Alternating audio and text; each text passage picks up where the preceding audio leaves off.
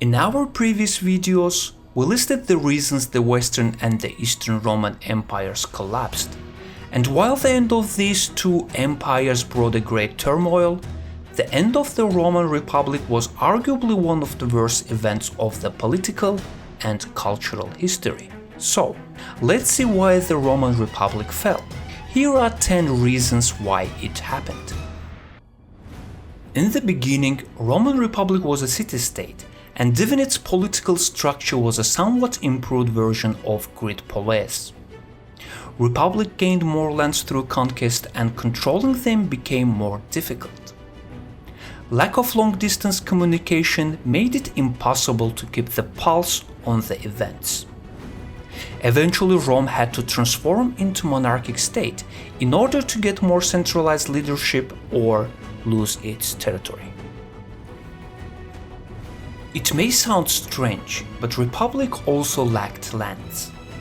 In the pre-industrialized society, owning lands was the best way to make a living.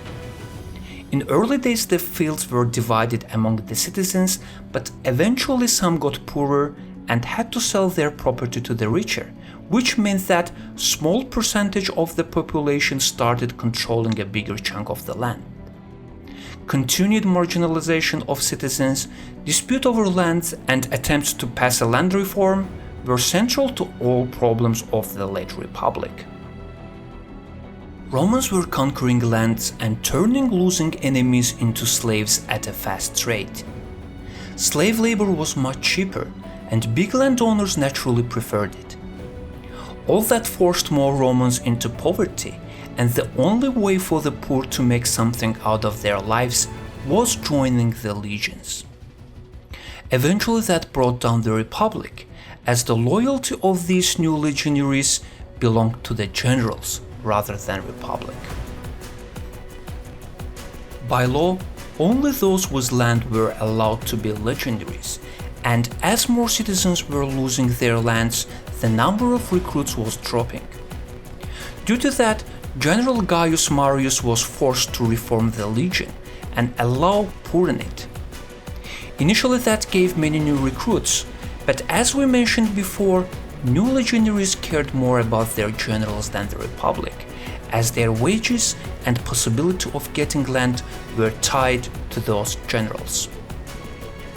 The Roman Republic always had talented generals to lead its armies, and the laws had a clear distinction between military and civil life. Armies and generals were not allowed to enter the city and participate in the politics. But Marian reforms changed that. Ex-legionaries constantly voted for every candidate and proposal supported by their general, and politicians who never served in military lost their respect.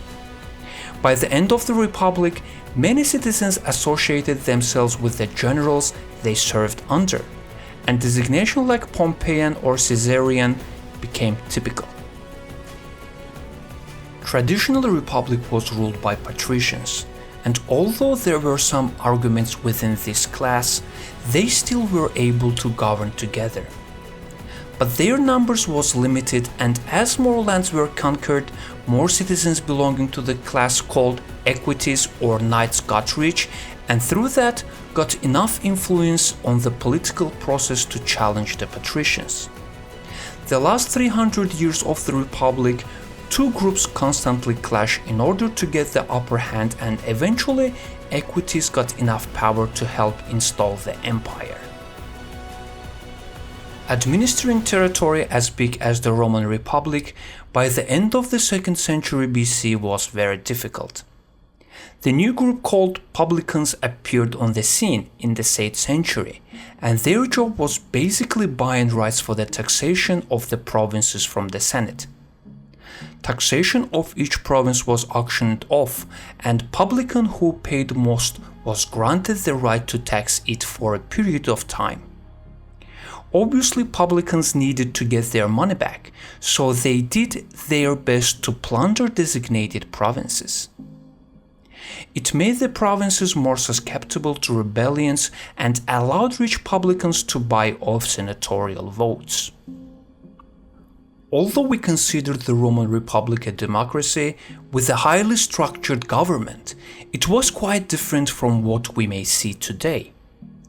Initially, the political game was played on a personal level or between small cliques of the aristocrats. But Republic was growing and the cliques were also getting bigger. Eventually, these groups formed into two proto-parties called Optimates and Populares, and while the first group tried to keep old laws and aristocracy in power, latter employed populism to change these laws. Eventually, Populares and their leader Caesar won, Optimates became extinct, and empire was formed. Ever since King lost the power in Rome, the city was governed by the Senate.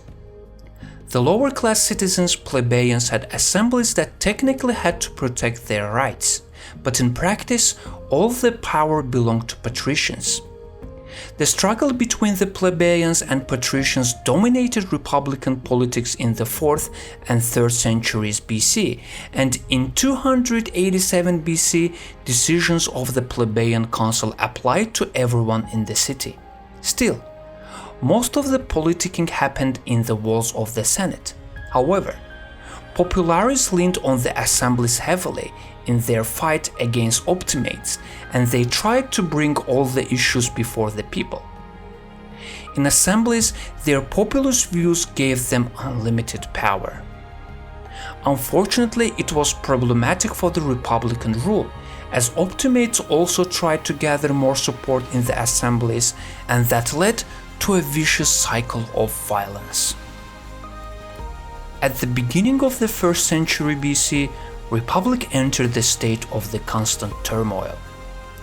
Countless civil wars, rebellions, conspiracies, repressions, and dictatorship weakened the foundation of the Republican rule. Only when Octavian August won the war against Mark Antony and Cleopatra in 30 BC, the period of prolonged internal peace started. The imperial rule seemed to be more stable for at least the next 100 years, and there was no going back to Republic. This was our top 10 list of why Roman Republic fell. Obviously, there are many other reasons. Which one would you like to add to this list?